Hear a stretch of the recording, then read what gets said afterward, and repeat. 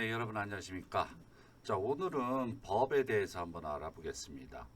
자, 먼저 갑자기 훅 치고 들어와서 죄송해요. 대한민국의 법령 체계는 최고 규범인 헌법과, 헌법과 그리고 헌법의 이념을 구현하기 위한 법률, 헌법과 헌법의 이념을 구현하기 위한 그리고 실현하기 위한 법률, 그 다음에 이것을 시행을 위한 대통령령, 총리령, 부령 등의 행정입법으로 체계화되어 있다. 헌법이 있고 그 다음에 우리는 행정입법으로 체계화되어 있고요. 자, 세 번째, 위계를 형성한다. 위계를 형성하기 때문에 하위 법령은 상위 법령에 저촉되는 내용을 할 수 없다. 자, 이것을 다시 한번 정리해 보죠. 첫 번째, 이 법령 구조라고 하는 것이 첫 번째 뭐가 있다고요? 헌법이 있다. 헌법이 있다. 헌법은 뭐라 그럽니까? 이게 최고의 법입니다. 특정 영역에서 공동생활의 질서를 구성하는 법. 뭐 이런 것을 의미를 하는 것인데요. 이것은 이념을 담고 있죠. 그 나라의 이념을 담고 있어요. 그래서 굉장히 좀 추상적일 수도 있어요. 그래서 갖다가 구체화해서 실현시켜주기 위해서 무엇이 존재한다고요? 법률이 존재하는 거예요. 헌법 밑에 법이 있다는 얘기죠. 법률이 존재를 해요. 식품위생법 이것이 법률에 해당되는 거예요. 예. 법률.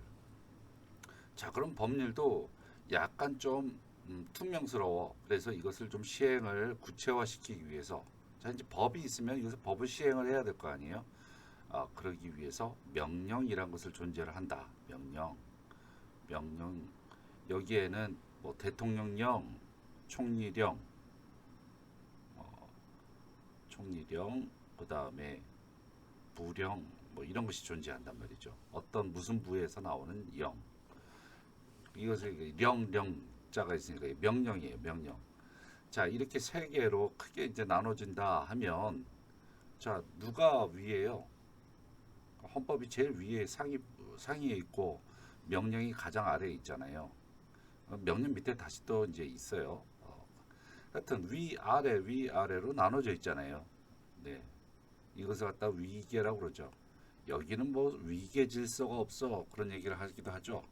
네, 그때 나오는 위계입니다. 위계 위아래로 나눠져 있어요. 그 계급처럼 나눠져 있다는 얘기죠. 그래서 헌법이 최상위, 그다음에 법률, 그다음에 명령이기 때문에 자, 헌법의 이념을 그러니까 헌법을 법률에 의하면 법률에서 봤을 때는 헌법이 상위법이고요. 그다음에 법률은 명령에 대해서 상위법이고 자, 명령은 법률에 대해서 하위법이죠. 위아래로 나왔다. 그래서 위에 있는 법은 상위법, 아래에 있는 것은 하위법이에요. 그런데 상위법에 준해서 지금 하위법이 만들어진 거잖아요. 그러니까 하위법이 자기 엄마 같은 상위법을 덤비면 안 돼. 예, 그러니까 저촉되면 안 돼요. 상위법에 위반되는 것이 하위법에 있으면 안 된다는 얘기예요. 네. 그래서 이 하위법이 그건 아니고라고 하면서 뭘 갖다 만들었다 그러면 안 된다는 얘기예요. 그죠? 네. 자, 이렇게 해서 법령 구조가 헌법, 법률, 명령으로 나왔고 상위법, 하위법을 하는 위계 질서라는 것이 있고 그다음에 하위법은 상위법에 대해서 덤비면 안 된다. 자, 그럼 헌법 얘기할 거예요. 헌법은 대한민국 최상위 법 규범이다. 최상이다. 국민의 권리와 의무, 정부 구조, 경제 질서, 선거 관리 등에 대한 기본적인 사항을 규정한다. 이 기본법입니다. 기본법. 그래서 입헌이라고 하는 것은 헌법을 세워서라는 뜻입니다. 헌법. 그래서 헌법은 대한민국의 모든 하위 법령을 만들거나 이것을 갖다 수정을 하거나 바꾼다든가 이런 것의 기준과 근거가 돼야지 헌법에 위반해서 지 혼자 막 다른 법을 만들거나 그래서는 안 된다는 얘기예요. 만일 법률이나 대통령 이런 것들이 헌법에 위반된다. 그러면 누가 판단해줘요? 헌법재판소가 이런 것에 대해서 해석을 통해서 당의 법령의 위헌 여부를 결정을 하게 됩니다. 이 헌법이라고 하는 것은 모든 나라마다 다 똑같은 것은 아니죠. 그 나라마다 다른 것이 있어요. 자, 우리나라 이 사진은 대한민국 최초의 재헌 헌법서의 사진입니다. 최초의 재헌 헌법서예요. 재헌이라고 하는 것은 헌법을 만들다라는 뜻이죠. 재헌. 어, 지금 한자로 많이 써 있으니까 여러분 좀 고달파 보이긴 하지만 거기 딱 대한민국의 도장이 인장이 딱 찍혀져 있습니다. 이날이 언제입니까? 7월 17일입니다. 네, 이것을 재헌절이라고 그러죠. 옛날에는 공휴일로 지정이 됐었었는데 요새는 공휴일이 아닙니다. 법정 공휴일이 아니에요. 슬프죠. 네.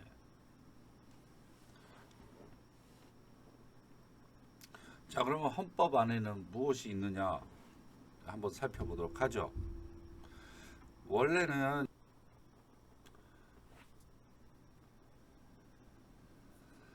자, 헌법이 있고 그 다음에 이제 아까 얘기했듯이 얘들이 이제 정체성 어떤 이념을 담고 있다 하면 그 밑에 이제 여러 가지 법들이 있겠죠. 무슨 법, 무슨 법, 무슨 법, 무슨 법. 뭐 그렇게 되면 그 법들이 있고 그 법 밑에는 또다시 명령들이 나오겠죠. 대통령령, 부령, 뭐 총리령 이런 것들이 명령들이 나오겠습니다. 그 명령 밑에 또 이제 규칙들이 이제 나오겠죠. 자, 이거 위에 있는 것이 상위법이라고 그랬고 밑에 있는 것이 하위법이라고 얘기를 했죠. 그리고 상위법은 근거가 되어지고 하위법의 근거가 되어지고 하위법은 근거되는 상위법에 대해서 충돌하지 않아야 됩니다. 네. 그리고 제정과 개정의 근거가 되어지는 것이죠. 상위법은. 그런데 이 중에서 하나가 이것이 위에 있는 것을 위반하는 그러한 상황이 발생을 한 것 같다. 그러면 이 위반 사항에 대해서 해석을 누군가 해줘야 되고 위반인지 아닌지를 판단을 해야 되는데 헌법에 이것이 맞나 틀리나 이것을 판단을 해줘야 돼요. 이거 누가 판단을 해주느냐? 이거 맞냐 틀리냐? 틀리는 것을 갖다 위헌이라고 합니다. 위헌. 헌법을 위배했다. 그래서 위헌. 이것을 누가 하느냐? 헌법재판소가 하는 것이죠. 네, 이게 헌법재판소의 모습이고요. 네, 이게 헌법재판소 안에 그 헌법재판소 판사들의 모습입니다. 여러분한테 그렇게 낯설지 않죠? 최근에 어떤 결정을 했는지 여러분 한번 인터넷으로 보시면 나옵니다. 헌법재판소 홈페이지에 가시면 이와 같이 합헌이냐, 합헌이 뭐예요? 헌법에 위배되지 않다, 맞는다 라는 뜻이에요. 그리고 이것은 뭐 판결 자체가 기각이 되었다, 뭐 이제 그런 것들 계속 헌법재판소에서 업데이트가 되어 있습니다. 자, 밑에 법률이 있는데요. 법률은 국회에서 제정되는 성문법이며 이게 그러니까 쉽게 생각을 하시면 문서화되어진 법이란 얘기예요. 죄형 법정주의, 조세 법률주의 이런 것이 나오는데 여러분 좀 낯설을 거예요. 그죠? 죄형 법정주의, 조세 법률주의, 국적 취득요건, 재산권의 수용과 보상, 행정각부의 설치 뭐 등등등을 정하게 됩니다. 이 필요한 경우에는 그 법률로서 기본적인 자유와 권리가 제한될 수나 있으나 이것이 본질적인 내용까지 침해를 할 수는 없다. 당연한 거죠. 그 다음에 법률에 준하는 것이 이제 긴급명령과 긴급재정인데 긴급명령은 대통령이 국가 비상시에 발령을 하고 국회의 보고 승인을 얻는 한에서 법률의 효력을 가질 수가 있다라고 되어 있습니다.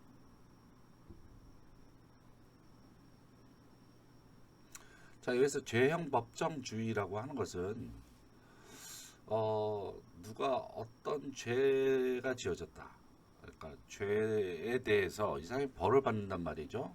그걸 갖다 처벌이라고 얘기를 하면 그러면 이 처벌이라고 하는 것이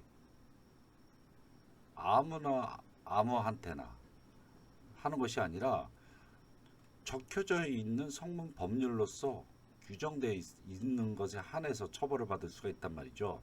즉 쉽게 말해서 법률이 없으면 범죄도 없고 그 다음에 형벌도 없다는 얘기예요. 그러니까 법대로 하자는 얘기죠. 예. 너 마음대로 나를 처벌하는 것이 아니라 법에 따라서 거기에 맞는 벌을 정하고 거기에 대해서 벌을 받는 것이죠. 자, 그 다음에 조세법률주의. 이것은 조세도 법률에 따라서 내야지 함부로 이거 갖겠다 저거 갖겠다 돈 내라 그래서 돈 줄 수 없다 이거죠. 조세라고 하는 것이 세금이죠. 세금. 세금 내는 것도 법률에 따라서 내는 것. 이것을 갖다 조세 법률주의입니다.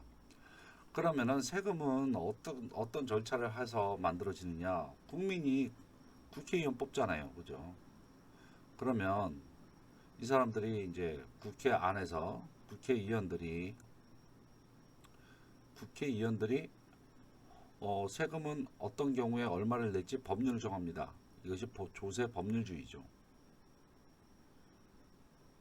네. 그렇게 되면 자, 이것이 이제 법으로 공포가 됐겠죠. 그럼 정부는 이번에 올해 얼마 쓰겠다 플랜을 짜는 거예요. 그래서 국회에다 주면 국회에서 이것을 갖다가 심사를 하죠.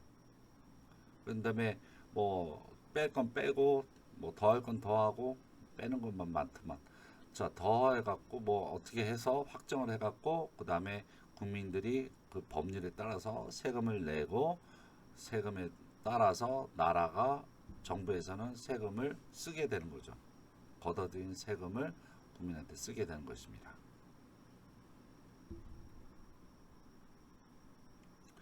자, 그 외에 이제 조약이라고 하는 것이 있는데 조약이란 국가 간의 문서에 의한 합의를 말합니다. 일반적으로 승인된 국제법규란 국제사회에서 일반적으로 규범력이 인정된 국제관습을 말하는데 헌법에 의해서 이것은 국내법하고 같은 효력을 가집니다. 뭐 옛날 샌프란시스코 조약이라든지 뭐 무슨 조약이라든지 이런 것들이 있죠. 옛날에는 좀 뭐랄까 그러한 조약들 가운데서는 불평등한 조약이 있었습니다. 가령 일제 강점기가 끝난 다음에 일본이 항복을 하고 뭐 조약을 체결함에 있어서 너희들이 뺏어간 거 다 돌려내라 그래야 되는데 여기 보면은 한국이 그 조약에 사인을 하는 당사자로서는 안 들어가 있었단 말이죠. 참 불평등한 조약도 있습니다. 사견이었고요. 그 다음에 명령입니다. 명령이란 행정권에 의해서 정립되는 법 규범을 총칭하는데요. 자, 대통령령은 행정권의 수반인 대통령이 발하는 위임명령과 집행명령으로서 대통령은 결국 위임명령과 집행명령으로서 그 업무 소관은 행정작용 전반에 걸쳐져 있습니다. 자, 대통령령은 위임명령과 집행명령. 이게 좀 어려운 말이네요. 네, 그죠? 총리령은 뭐 여하튼 이 총리령도 마찬가지로 행정부의 부처 중에서 국무총리 직속 기관인 부분에 대해서 제정되고 부령과 같은 위기에 있습니다. 자, 그러면 명령을 다시 한번 보면 자, 일단 헌법 있고 우리가 공부한 거 법률 그다음에 조약 이렇게 있고 자, 이제 명령 얘기를 다시 한번 해보면 명령은 원래 법률은 어떻게 돼요? 법률은 국회에서 의결을 해야 된단 말이죠. 국회 의결하는 것이 법률이란 말이죠. 명령은 국회의 의결을 할 필요가 없어요.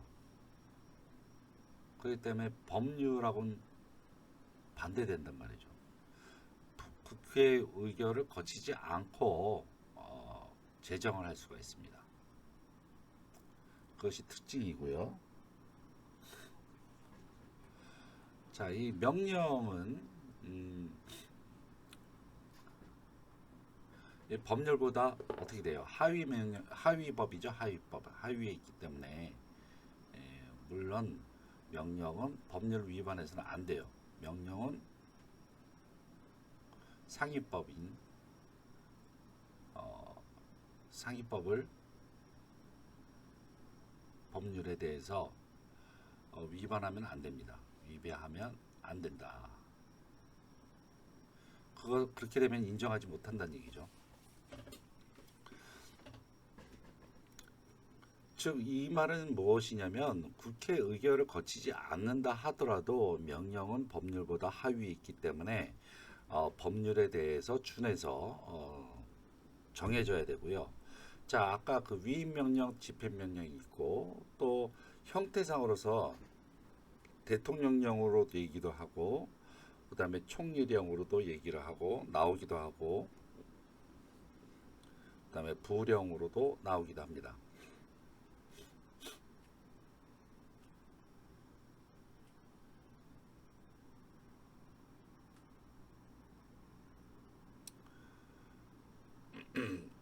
령, 그 다음에 이제 부령으로 나오기도 하고요.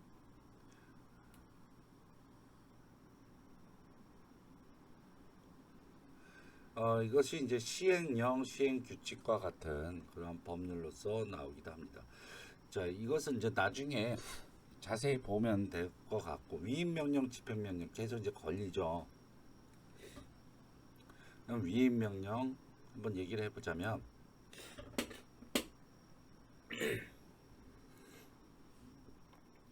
상위법에서 만일 A와 B를 명령을 만들라고 이렇게 하면은 네 그러고서 만드는 것이 위임명령이에요.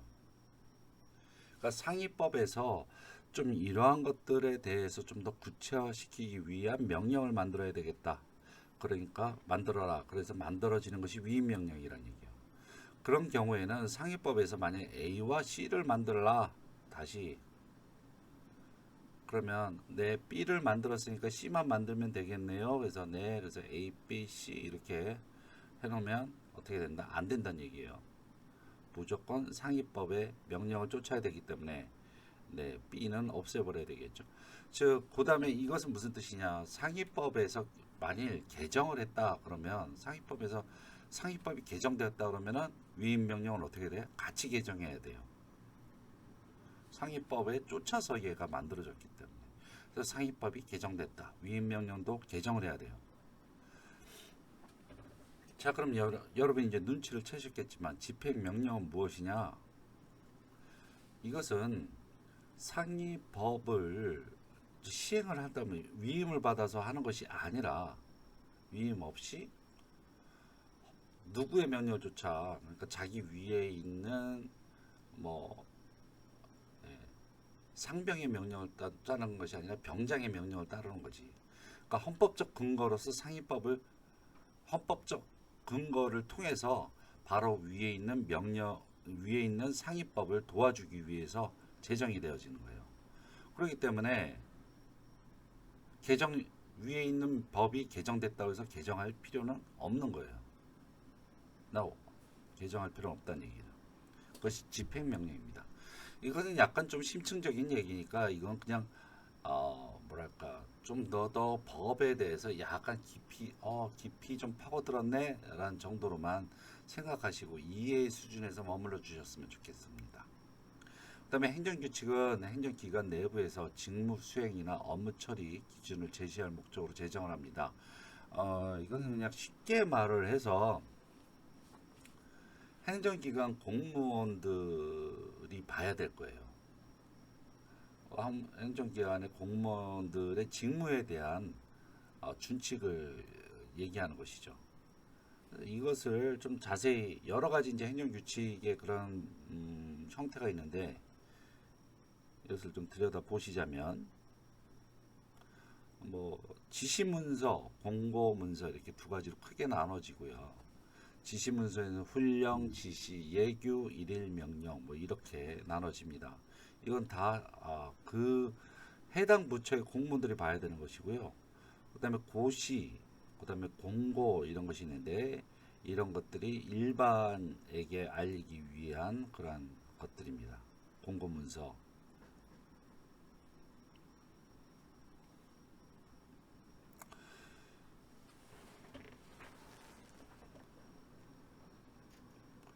여기에서 고시를 행정고시나 뭐 그런 것으로 생각하시면 안 됩니다. 이 고시는 알림 뭐 그런 뜻입니다. 그다음에 자치법규라는 것이 있는데 지방자치단체의 자치와 관련 있는 법으로서 자치단체가 개정하는 법입니다. 이건 자치법규 정보 시스템이라는 곳에 들어가시면요. 각 자치단체에서 요거 클릭 딱 하시면 자기가 사는 곳을 클릭하시면 그 자치단체에서 제정한 여러 가지 자치단체의 법들이 있습니다. 자, 이렇게 법령의 위계는 상위법, 하위법으로 나누고요. 헌법, 법률, 조약, 대통령령, 총리령, 부령, 행정규칙, 자치법규 이런 식으로 나눠지고요. 이것들의 위계 정도는 여러분이 잘 알고 계셔야 될 것 같아요. 상위법, 어느 것이 상위법이고 어느 것이 하위법에 있다. 그리고 각각의 역할들이 무엇이냐? 결국 상위법을 갖다 도와주는 것이 하위법들의 이 얘기예요. 자, 이것은 뭐 특별하게 여러분이 알 필요는 없지만요. 그래도 이제 민주사회에서 사시는 거니까 법이 어떻게 제정이 되어지느냐. 네, 입안이 되어지면 각 기관이 협의를 통해서 입법 예고되고 규제 심사되고 법제처, 차관회의, 국무회의에서 대통령 서명, 그래서 법제처로 다시 내려오고요. 그 다음에 이것이 다시 상임위원회, 법사위원회, 본회의 이렇게 통해서 다시 법제처로 가고 이것이 다시 대통령으로 다 가서 사인을 받고 그 다음에 공포를 하게 됩니다. 그래서 국민한테 가게 되는 것이죠. 이것이 법률의 경로예요. 그러니까 굉장히 중간중간에 검토해야 되는 사람들이 굉장히 많죠. 그런데 이것이 뭐 당연하죠. 어떤 법이든 잘못하다 국민의 자유권을 수호를 하지 못하거나 재산권을 침범하거나 그러지 않기 위해서 샅샅이 들여봐야 되죠. 그래서 이제 그 대통령령이냐 총리령이냐 따라서 얘가 어디까지 올라가느냐. 그러니까 그 국회 단계까지 안 거치고서 그냥 공포하는 단계 같은 경우에는 총리령 같은 경우에는 규제 심사돼서 국민한테 공포가 되고 그다음에 부령도 마찬가지고 그렇죠. 그래서 그냥 이해하는 정도로만 여러분이 생각하시면 될 것 같아요.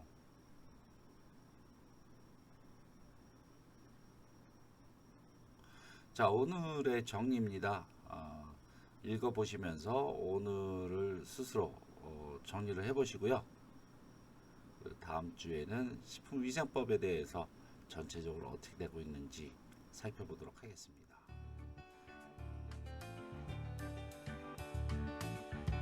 다음 시간에 뵐게요.